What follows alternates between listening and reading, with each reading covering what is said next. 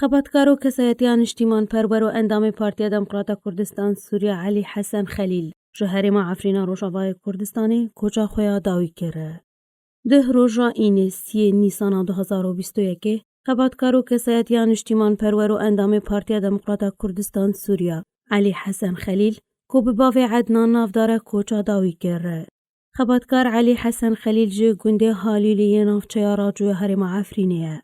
و نشتجی شام پایتخت سوریه با اول شام کوچا داوی کرده. ده سال 1962 ده تولی رفین پارتی بویه. خبرنگار علی حسن خلیل اندامکی چالاک با لسر آلاوان ویساندنیا پارتی کار دکر.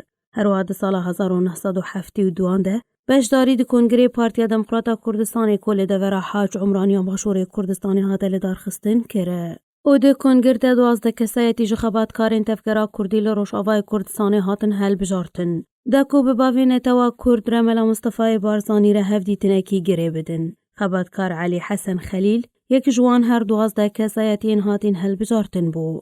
علی حسن خلیل باوی عدنان مالا خوال شما پایتخت سوریه و کو بارگه کا پارتی لیکر بو. کو درگه مالی جبو همی خبرنگارو کرد پروران هر دم و گری بو.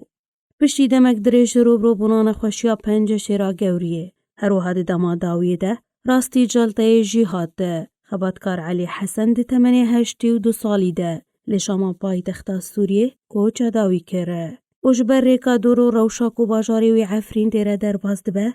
ترمی باوی عدنان لشام بخاکه هات سپارتن.